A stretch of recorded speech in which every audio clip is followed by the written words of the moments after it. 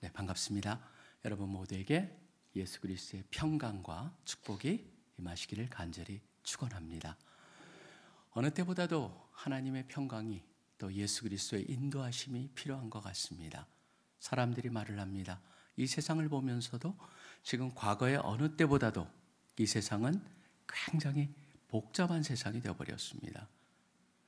많은 세상의 평가들이 있는데 세상을 간략하게 어떤 세상을 살고 있습니까? 그러는데 요새도 뜨고 있는 단어가 바로 4개의 단어로 만들어진 단어입니다. B-A-N-I. B는 brittle, 부서지기가 쉽다. 그 다음에 A는 anxious, 불안하다. 그 다음에 N은 non-linear라고 해서 단선적이지 않다. 모든 게 복합적으로 얽히고 설켜 있습니다. 그래서 마지막으로 I는 incomprehensible, 도저히 이해가 되지 않는다. 그래서 이런 세상 우리가 살고 있습니다. 이런 세상에서 답은 어디 있습니까? 어느 때보다도 하나님의 임재와 인도하심이 필요한 때를 우리가 살고 있다라고 하는 겁니다. 고난주간을 맞이해서 우리가 이 자리에 모였습니다. 저는 이 자리가 바로 하나님의 임재와 인도를 다시 한번 우리가 가슴에 하나님께서 분명하게 확신시켜 주시고 그것을 경험하기 위한 새로운 변곡점이 되는 시간이 되기를 간절히 소원합니다. 오늘 보시면은 이 말씀 속에 계속적으로 반복되는 한 단어가 있습니다. 언약궤라고 하는 것입니다.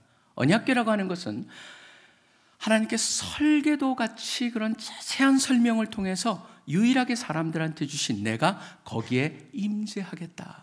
내가 그것을 가지고 인도하겠다라는 걸 보여주신 그러한 특별한 것이었습니다. 어디도 없습니다. 하나님께서는 다양하게 역사를 하셨습니다. 아브라함에게는 연기와 불 같은 대로, 또 모세에게는 불타는 떨기나무로, 욥에게는 회오리 바람으로 다양한 모습으로 역사를 하시는데 주기적으로 계속적으로 어떻게 보면 습관적으로 하나님께서 함께 하시며 인도하셨던 데가 바로 언약궤라고 하는 겁니다. 언약궤가 하나님의 백성들을 인도하셨어요. 인도하시면서 지속적으로 이들을 갖다가 약속의 땅으로 들어오게 했습니다. 그런데 무슨 일인지 오늘 말씀 속에서 보시면은 언약궤를 잊어버리고 있고 언약궤가 전혀 역사가 안 되는 것을 발견합니다. 실질적으로 언약궤가 오면은 이들은 이길 줄 알았습니다. 그런데 기대를 했었는데 그 기대에 완전히 실망으로 이어지는 사건이 나옵니다. 오늘 이 사건을 보면서 우리가 한번 생각해 봐야 될 게 있습니다. 왜 언약궤가 침묵을 했느냐라고 하는 것이죠. 언약궤에 침묵된 이들의 실패 사건을 통해서 우리는 이들이 우리의 성공을 위한 거울이 되기를 소원합니다. 언약궤를 뺏기고 흥미로운 게 있습니다. 당장 여러분 5장으로 넘어가 보시면 어떤 일인 줄 아십니까? 바로 이들은 기대를 했지만 무너져 버렸고 아무 역사를 안 했지만 5장을 넘어가자마자 블레셋 사람들의 손에 넘어가자마자 언약궤가 하나님의 역사가 임하기 시작을 합니다. 다곤이라고 하는 신전에 갖다 놓으니까 그 앞에 다곤이 2번씩이나 무너지면서 두 번째 무너졌을 때는 머리와 팔목이 잘린 채로 눕혀져 있는 것을 경험하고 그 다음에 그것을 놔뒀던 아스돗이라고 하는 도시의 사람들은 독한 종기가 나서 사람들이 못 살겠다 그래가지고 다른 고을로 그걸 옮겨버립니다. 옮기고 나니까 그것은 가드라고 하는 곳이었습니다. 가드에도 동일한 일이 일어납니다. 그러니까 다섯 사람들이 안 되겠다, 우리가 이것을 가지고 있으면 안 되겠다, 또 보내버립니다. 옆으로 보내는데 또 에그론이라는 걸 보내니까 거기에 보면 참 특이한 사건이 있습니다. 유머스럽을 정도입니다. 뭐라고 그러냐면 저들이 우리를 갖다 이걸 통해서 이스라엘 그 여호와의 신이 와가지고 우리를 괴롭히고 죽이려 한다 그래서 데모가 일어납니다. 그러니까 거기서 하나님의 역사가 일어나는 것을 지속적으로 보여주면서 마지막에는 마침내 새끼를 망난 암소에다 달아가지고 보냅니다. 그 새끼들을 갖다 저 멀리 놔두고 그 다음에 술에다 실어가지고 만약에 진짜 여기에 역사를 한다면은 다른 방향으로 갈 것이고 역사를 하지 않으면은 바로 암소가 자기 송아지 쪽으로 갈 것이다. 그런데 거기서도 또 하나님께서 역사를 보여주십니다. 그래서 그 암소들이 엉엉 울면서 이스라엘 쪽으로 그 언약궤를 가져가는 걸 보여줍니다. 지속적으로 언약궤에 대한 기대가 있었지만 전혀 역사를 안 하시다가 다른 사람들의 원수의 손에 가니까 거기에 역사하시는 모습을 보여주시고 베스메스라는 것이 도착을 해가지고 그곳에서도 또 기뻐하고, 근데 또 거기서도 놀라운 역사가 일어납니다. 뭐냐면 사람들이 그 안에 뭐가 들어있냐, 뚜껑을 열어봤다가 상당히 많은 사람이 죽었다라고 되어 있습니다. 두려움 속에서 그 기릿 여하림이라는 곳에 놔두는 그걸로 끝이 내고, 언약궤는 나중에 다윗이 왕이 되어서 예루살렘을 갖다가 점령한 이후에 그곳으로 가져와서 예루살렘에 모셔놓는 걸로 언약궤의 이야기가 진행이 됩니다. 저는 이 언약궤를 통해서 우리가 질문을 던져볼 건 바로 이겁니다. 왜 요단강을 건널 때도 그렇게 역사를 하셨고 여리고 성이 무너지는데도 역사하셨던 언약궤가 왜 여기서는 침묵을 지켰냐라고 하는 것입니다. 중요한 것은 바로 언약이라는 단어에 있을 것입니다. 왜냐하면 언약궤는 사실은 여러분이 보시면 어디는 뭐라고 되어 있냐면 증거궤라고 되어 있습니다. 왜냐하면 그 안에 증거판이라고 하는 게 들어있기 때문에 증거궤, 그것을 담고 있는 증거궤라고 그랬습니다. 또 어디는 언약의 돌판이라고 그랬고 그 언약의 돌판이 들어있기 때문에 언약궤라고 불리고, 어디는 그걸 법궤라고 불렸습니다. 근데 여기서는 특별하게 무슨 단어를 쓰고 있습니까? 언약궤라는 것을 쓰고 있습니다. 언약이라는 단어는 왜 그리 중요할까요? 성경에 보면은 언약이라는 단어를 하나님의 백성들하고 쓸 때 자주 나오는 게 있습니다. 뭐냐면 하나님이 남편이고 백성들이 아내라고 하는 겁니다. 언약이라는 단어는 바로 그런 면에 있어서 하나님의 남편과 백성들이 아내라고 하는 것. 그렇기 때문에 사실 여러분 보시면은 구약에 가보시면 대선지서뿐만 아니라 소선지서까지도 계속적으로 반복되어 나오는 게 뭡니까? 이사야서도 마찬가지입니다. 원하시면은 56장 같은 데를 보고, 에스겔서도 마찬가지입니다. 54장, 예레미야서도 2장 같은 데 보면 호세아는 전체가 그걸로 연결이 되어 있습니다. 하나님이 남편입니다. 백성이 아내입니다. 거기서 우리는 힌트를 얻을 수가 있습니다. 어떻게 하면은 지속적으로 하나님의 임재와 인도를 경험할 수 있겠느냐라고 하는 걸 바로 그 언약이라고 하는 하나님과 백성이라는 그 관계 속에서 우리는 답을 찾아내고, 거기서 바로 이 세상을 살아갈 힘을 얻고, 바로 의지해야 될 기준과 그 다음에 지시가 그것을 통해서 우리가 경험할 수가 있다라고 하는 겁니다. 첫째는 바로 뭐냐면 언약 속에 담겨있는 그 사랑의 관계라고 하는 것을 기억을 해야 한다는 것입니다. 사랑입니다. 사실 사랑이라는 것을 생각하면서 여러분 보시면은 우리가 늘 보면은 그런 생각을 합니다. 하나님과의 관계 속에서 보면은 우리가 고난주간을 보내면서도 특별히 기억해야 될 게 뭡니까? 하나님의 사랑이라고 하는 것.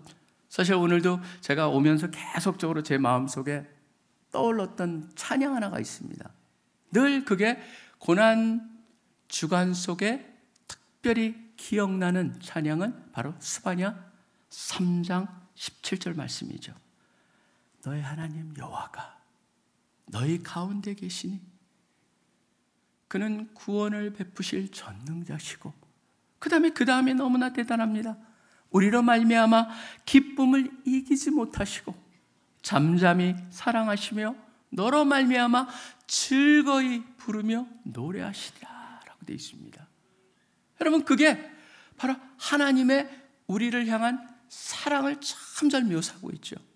예수님도 마찬가지였습니다. 거기서 하나님의 사랑이 확증되는 순간이었습니다. 로마서 5장을 보십시오. 뭐라고 되어 있습니까? 우리가 연약할 때, 우리가 죄인이었을 때, 우리가 하나님과 원수되었을 때 그분이 예수 그리스도가 십자가에 돌아가시게 돌아가심으로 우리를 향한 사랑을 확증하셨다라고 하는 겁니다. 근데 한번 여기서도 한번 이스라엘 백성들 지금 어떻게 됐습니까? 언약궤라고 하는 것. 이들은요, 블레셋 사람들한테 4,000명을 갖다가 잃어버리고 나서, 아마 이것도 여기에 나온 기록뿐만 아니라 지속적으로 그런 상황이 되었을 수도 있습니다. 언약궤의 인도하심을 받아서 약속의 땅에 들어왔지만 이들은 그것을 어떻게 보면 잊어버리고 살았던 것 같습니다. 그러다 보니까 4,000명이 죽은 그때서야 어떤 사람이 갑자기 생각해낸 게 뭡니까? 맞아, 우리한테는 언약궤가 있지 않아? 언약궤를 들고 나가면 달라질 거야. 그런 마음으로 들고 나가고 그때 봤을 때 뭐라고 되어 있습니까? 사람들이 고함을 지릅니다. 신이 났습니다. 기대가 있었습니다. 될 수 있어 라고 하는 생각이 있었습니다. 그런데 어떻게 됐습니까? 무너져 버립니다. 무엇일까요? 왜 그랬을까요? 저는 이게 부부간에도 마찬가지라는 생각이 듭니다. 그 안에 혼인을 하고 남녀가 하나가 되어서 살아가는 가운데서도 뭐가 필요합니까? 사랑의 관계가 필요한 거죠. 관계라고 하는 것은 뭡니까? 발전돼 나가는 것입니다. 발전돼 나가는 것이고 그냥 생기지 않습니다. 바로 결혼이라고 하는 것 자체, 전 언약이라는 단어에는 두 가지가 늘 있는데 하나는 뭐냐면 가장 중요한 게 사랑이죠. 근데 사랑만 가지고 되질 않습니다. 조금 이따 보겠지만 사랑과 함께 뭐가 있습니까? 책임이 있고 의무가 같이 있습니다. 그렇기 때문에 어떤 사람은 이렇게 얘기합니다. 결혼이라는 것은 뭐냐? 바로 두 사람을 갖다가 연합하는 거다. 본드. 바로 딱 붙여주는 거다. 뭐로? 사랑과 의무로 하나 되게 하는 것이다 라고 하는 얘기를 하는 것이죠. 의무라고 하는 것, 사랑이라고 하는, 의무는 조금 이따 보겠지만 사랑이라고 하는 것을 갖다 가장 우리가 잘 보여주는 게 무엇일까요? 저도 이제 아내를 갖다가 아침에 제가 오늘은 아직 못했습니다만은 늘 아침마다 하는 게 있습니다. 왜냐하면 제가 아침마다 커피를 끓여가지고 갖다 줍니다. 그리고 아내를 향해서 항상 저는 이름을 부릅니다. 제 아내 이름이 윤희입니다. 그래서 제가 아침에 윤희 커피 갖다 줄까? 그럼 아내가 그러면 제가 그냥 빈속에 먹으면 안 좋다고 그러니까 너트 이렇게 한번 집어가지고 그 다음에 너트를 갖다 먼저 먹고 있어, 커피 끓여다 줄게. 그래가지고 커피를 끓여다 줍니다. 사실은 제가 그걸 하면서 아내가 그걸 받아가지고 이렇게 마시는 모습 속에서 뭐가 됩니까? 전달되는 게 있습니다. 뭡니까? 제가 아내를 향한 사랑이고, 바로 저는 그 사랑이라고 하는 것이 과연 무엇일까를 생각해 봤는데 부부 생활을 하면서 느끼는 게 뭐냐면 사랑은 느끼는 것이기도 하지만 받는 것이기도 하지만 줌으로써 서로 관계가 깊어진다고 하는 것이죠. 하나님은 우리를 향해서 기뻐가지고 노래를 부를 수밖에 없는, 잠잠히 계실 수 없는 그런 상황이고 우리를 위해서 지속적으로 지금도 사랑하고 계신다라고 하시는데 과연 나는 어떻게 하나님을 사랑하고 있느냐라고 하는 질문입니다. 그럴 때 하나님의 임재가 있고 하나님의 역사가 있고 인도하심이 있을 것이라고 하는 것이죠. 바로 하나님과 우리의 관계는 바로 사랑을 통해서 깊어지는 거죠. 긍정의 심리학이라는 게 있습니다. 긍정의 심리학에 보면 마틴 셀리그만이라는 사람이 굉장히 앞에 그 리더 중에 한 사람인데요. 그 사람이 얘기를 합니다.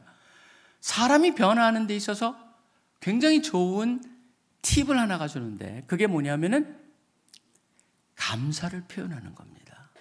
밤마다 하루 동안 일어난 걸 감사만 몇 개씩 세어봐도 그 사람의 생각과 성향이 바뀐다고 합니다. 사실은 성경 전체가 바로 뭡니까? 하나님을 향한 감사입니다.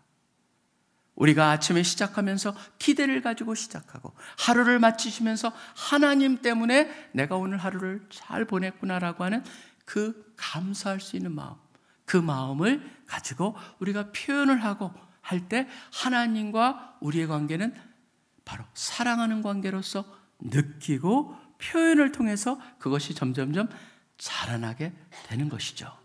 저는 그렇기 때문에 성경에서 보면 첫사랑이라는 단어를 그렇게 에베소 교회를 향해서 썼을 수 있다고 생각을 합니다. 첫사랑이라고 하는 거 마찬가지입니다. 우리도 연애 감정으로 모든 남녀가 시작을 했지만 그 사랑의 깊이가 점점 깊어질 수 있는 것은 바로 뭐냐면 지속적으로 새로운 자세와 마음과 생각을 가지고 상대방을 갖다 사랑을 표현할 때 그것이 가능하다고 하는 것이죠.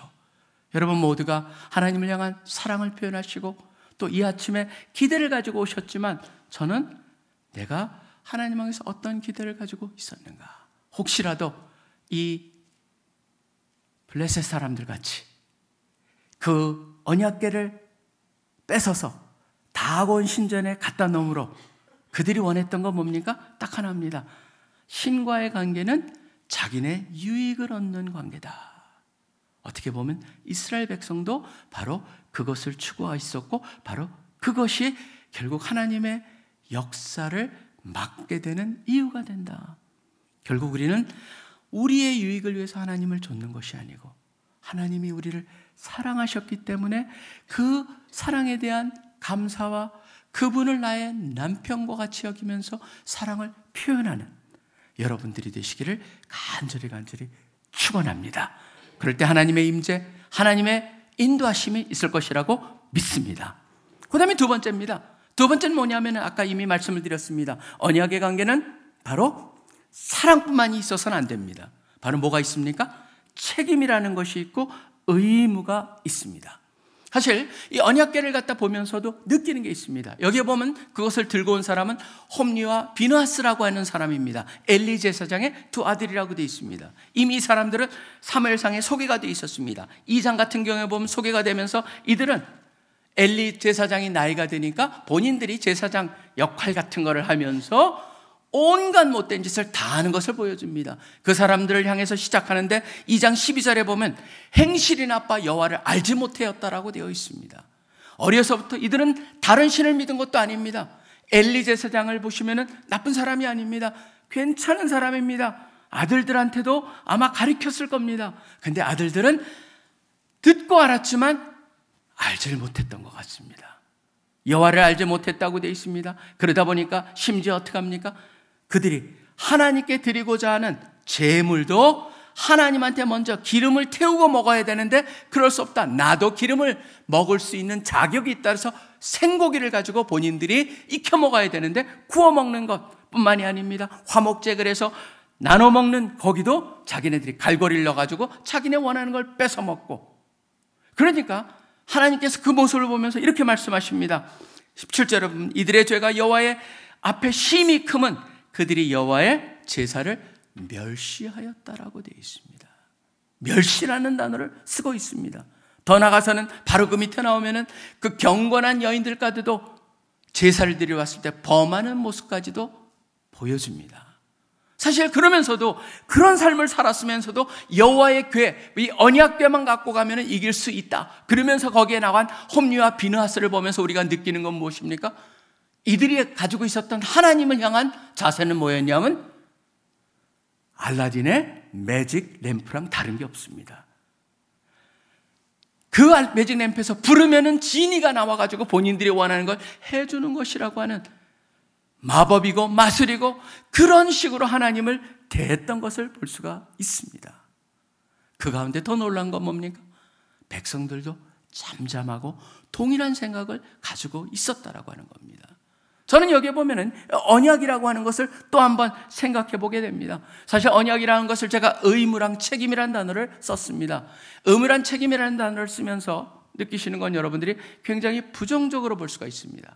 근데 저는 그것을 갖다가 무엇인지 어떻게 보느냐 하는 것인데, 이 부부의 관계에 있어서 서로가 서로의 도울이라고 우리가 얘기를 합니다.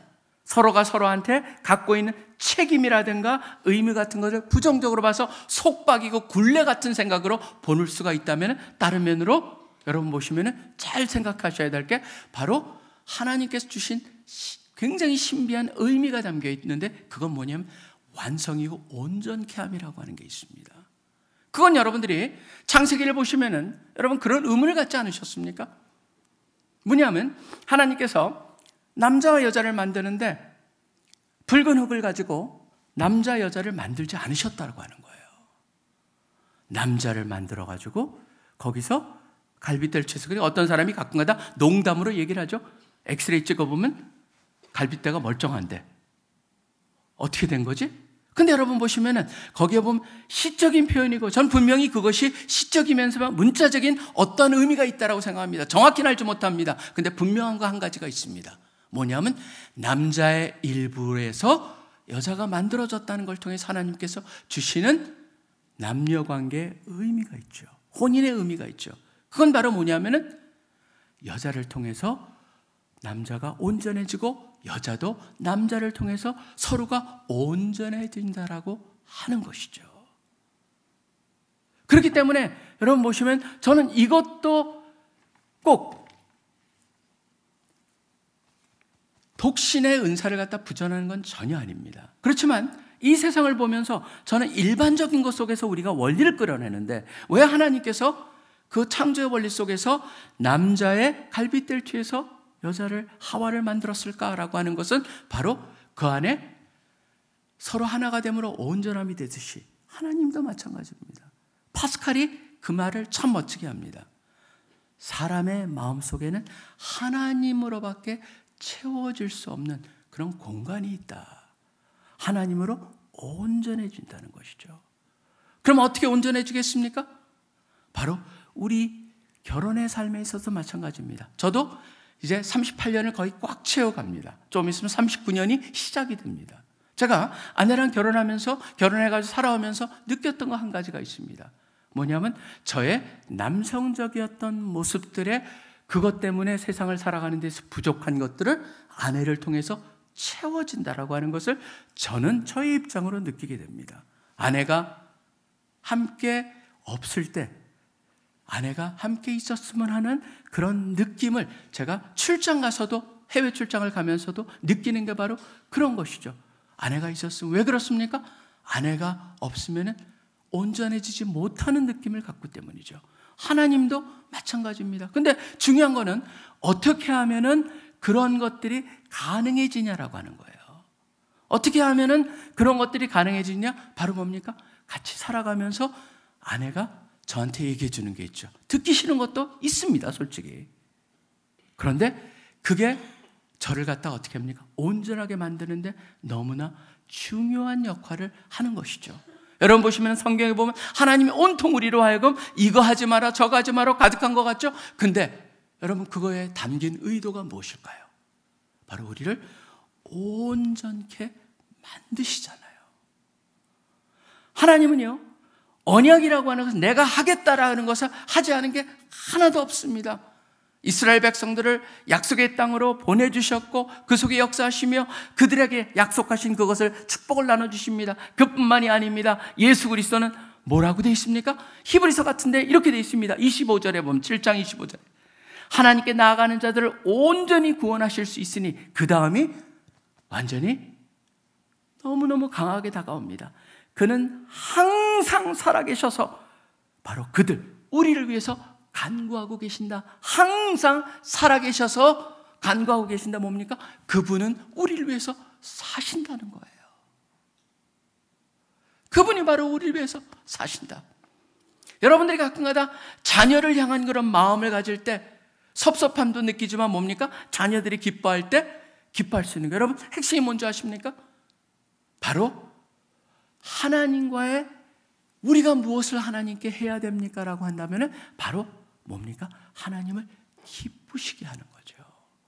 사실 이 말씀은요 전도서 2장의 마지막 절을 보시면 그게 나와요. 하나님이 기뻐하시는 자, 하나님을 기뻐하시는 자, 바로 그 표현들이 나옵니다. 하나님을 사랑하는 자, 곧 그 뜻대로 부르심을 입은 자들에게는 모든 것이 합력하여 선을 이룬다도 같은 맥락일 것입니다. 뭐냐면은 바로 우리가 하나님을 기쁘시게 만드는 것, 하나님이 우리의 삶을 통해서 기뻐하시는 것, 그것이 바로 뭡니까? 우리의 도리. 그것을 행함으로써 뭡니까? 우리는 온전해지고 하나님을 알아가고 하나님을 더 깊이, 그래서 하나님과 내가 마치 부부가 오래 살면서 서로가 서로를 갖다 너무나 잘 알고 하나가 진정한 의미의 하나가 되듯이 하나님과 우리가 하나가 되어져 가는 것이죠. 저희는 철저히 훈련을 시키는 그런 단체입니다. CC 같은 경우에 CC는 진짜 CC에 들어오면은 혹독하다 할 정도로 저희는 훈련을 강조합니다. 사실 제가 그 훈련을 갖다가 강조하면서 때로는 미안한 게 있지만 저는 바로 제 마음속에 확신 있는 건 뭐냐면 바로 훈련을 통해서 모든 사람이 바로 훈련이라는 건 긍정적이고 성경에 나와 있는 하나님을 알아가고 예수 그리스도를 닮아가는 훈련이기 때문에 그것은 양보할 수가 없다라는 그런 마음으로 하는데, 지난번에 그것을 한번 경험을 했습니다. 바로 하나님을 기쁘시게 하는 것이 무엇일까? 지난번 월드컵 때였습니다. 월드컵 때 우리가 과연 16강을 들어가느냐 안 들어가느냐, 그 결정이 바로 우리가 포르투갈을 이겨야만 했고 가나가 우루과이를 이겨야만 우리가 올라갈 수 있는, 우린 경우의 수에 또 빠졌었습니다. 그런데 그걸 했을 때 하필이면은 포르투갈하고의 경기가 금요일 밤 12시였어요. 밤 자정이었습니다. 여러분, 근데 우리 한 지구의 한 얘기입니다. 대구라고 하는 지구입니다. 대구라는 지구의 학생들은 늘 금요일 날 예배가 없습니다. 예배를 드리고 밤 10시에 산으로 올라갑니다. 한 140명 정도가 산으로 올라가서 산에서 산기도를 드리는 날입니다. 예배를 드리고 그 중에 일부는 가고 또 일부가 올라가게 되는데, 그날에 하필이면 12시, 10시에 올라가야 됩니다. 그러니까 고민에 빠졌습니다. 거기서 지도하는 간사님이 결정을 내렸습니다. 너희가 결정해라. 너희는 오늘 경기를 보고 올라와도 좋다. 우리는 먼저 올라가겠다. 그랬는데 간사님 잠깐만요 그러더니 본인들이, 학생들이 의논하고 결정한 게 뭔지 아십니까? 아니에요. 우리도 올라갈게요. 나중에 재방송 보겠습니다. 그래가지고 140명 가까이가 산기도로 올라가가지고 그날 내려오면서 뭘 발견했습니까? 우리가 이겼고, 그 다음에 그러니까 내려오면서 저절로 찬양이 나오더라는 거예요. 제가 그걸 보면서 느끼는 게 그거였습니다. 뭐냐면은 하나님의 이들을 보면서 얼마나 기뻐하실까? 하나님을 기뻐하는 자들이 하나님이 기뻐하시는 자들이 된다라고 하는 것이죠. 여러분, 여기서 보면은 우리가 생각을 해봅니다. 왜 언약궤가 역사를 안 했는가? 이유는 간단합니다. 뭔지 아십니까?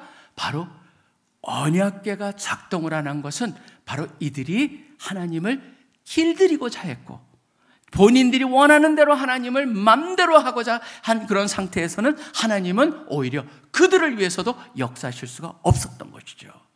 그렇기 때문에 분명히 말합니다. 이사야서 59장에 보면 하나님의, 우리가 왜 기도의 응답을 못 받느냐? 그건 하나님의 팔이 짧아서도 아니고 능력이 없음이 아니고 바로 하나님과 우리 사이의 죄가 바로 그것을 가로막고 있다라고 하는 얘기를 하고 있는 것이죠.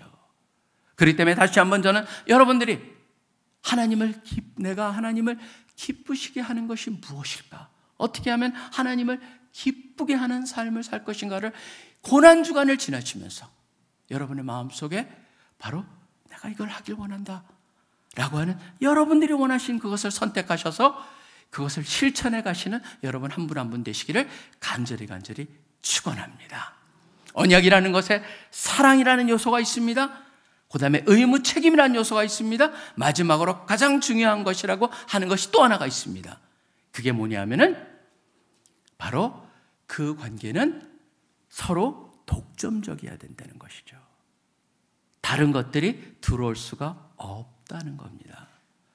관계 속에 다른 것이 들어와서 그 관계를 깰 수 있는 것을 바로 성경에서는 하나님과 관계랑 연결해서 그것을 우상이라고 얘기를 합니다. 우상이라고 하는 것, 관계에 금이 가게 만들 수가 있습니다. 우상을 보면은 현대판 우상들이 너무나 많이 있습니다. 여기는 다곤 신이라고 하는 그런 우상을 얘기하지만, 현대판 우상, 지난번에 미국에 있는 목사님들한테 물어봤습니다. 현대판 우상으로 가능성 있는 것들이 뭐라고 생각하냐. 근데 흥미롭게 나왔습니다. 아마 우리도 비슷할 겁니다. 첫째가 뭔지 아십니까? 목사님들 1000명한테 물어본 겁니다. 제일 많이 나온 게 뭔지 아세요? 편안함이었습니다. comfort, 편안함. 두 번째가 뭐냐면 안전함. 그래서 security를 얘기했습니다. 그러니까 자기가 자기의 삶을 갖다 어떻게 보면 주관하고 싶어하는 그 마음, 하나님께 의지하기보다는 스스로가 시큐어하게 뭔가 안전함을 추구하려고 그러고, 세 번째가 뭐였냐면 돈이었습니다. 머니. 네 번째는 approval, 그러니까 명예라든가 인정받는 거였습니다. 다섯 번째가 success, 성공이었습니다. 전 들으면서 나의 우상은 무엇이 될 수 있을까라고 하는 생각을 해봤습니다. 여러분도 각자의 처지에서 나한테 우상은 어떤 게 될 수 있을까라고 하는 것을 생각해 보실 수가 있을 것입니다. 근데 그런 것들을 제대로 관리하지 않는다면 마치 그게 뭡니까? 여러분 생각 속으로 들어와서 여러분을 갖다가 그 관계를 깨기 시작하는데, 저는 가장 좋은 예가 나병, 한센병 같은 그런 균이 들어왔을 때 어떻게 하는 줄 아십니까? 여러분, 한센병은 박테리아잖아요.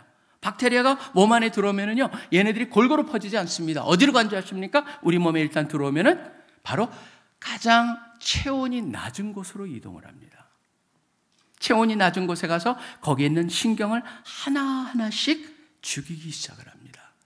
그러다 보니까 발가락, 손가락, 귓볼, 코, 눈 같은 데가 무너지기 시작을 하죠. 점점점 차가운 부분부터 무너지기 시작하면서 궁극적으로 어떻게 됩니까? 그것이 점점 감각을 잃어가면서 나중에 결국 한센병 걸린 분들이 눈을 멀게 되는 것은 다른 게 아닙니다. 스스로가 느낌이 없기 때문에 눈을 문댔다가 거기서 실명을 하게 됩니다. 사실 한센병을 제가 말씀드린 이유가 뭡니까? 그게 몸 안에 들어와서 퍼지기 시작하잖아요. 그럼 궁극적으로 뭡니까? 무감각해지는 겁니다. 여러분 보시면은 여기 이스라엘 백성이 그렇다고 느끼지 않으십니까? 무감각해져 버렸습니다. 온갖 제사 가운데서도 하나님의 관계 속에서 다 무너진 그것을 향해서 누구도 저거는 잘못된 것이다라는 얘기하는 사람이 없습니다. 영적인 무감각. 그렇기 때문에 저는 우상은 굉장히 무시무시한 것이라는 생각이 듭니다.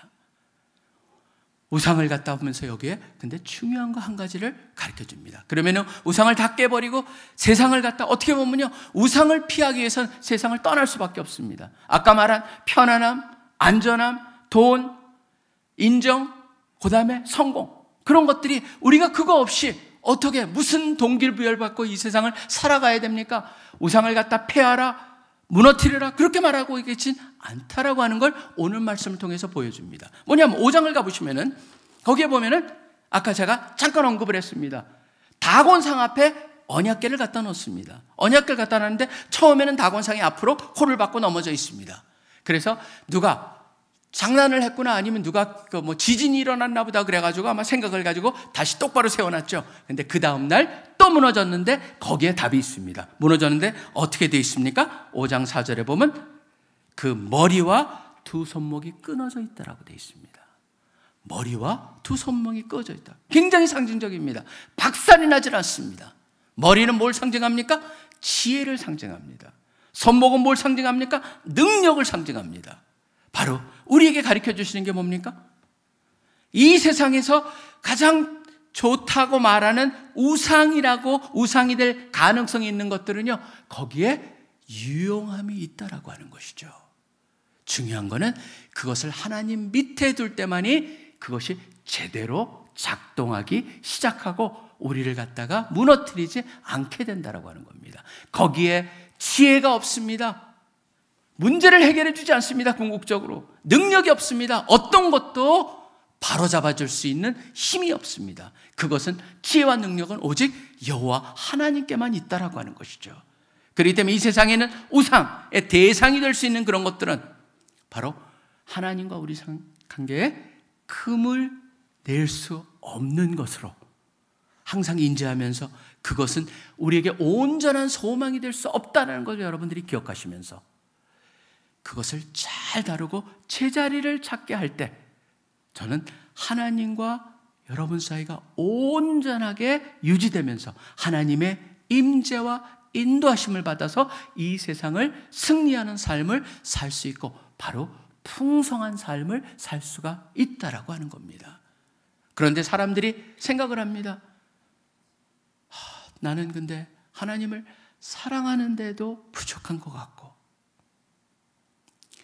솔직히 나를 돌아본다면 하나님을 기뻐하게 하는데도 부족한 것 같고, 이 세상 속에 있는 늘 생각 속에 보면은 우상이 될 만한 그런 것들이 나의 생각을 잡고 있는데 어떻게 해야 됩니까? 라고 하는 생각이 있다면은 여러분, 저는 그런 생각을 갖는 분들은 가능성이 있다고 생각을 합니다.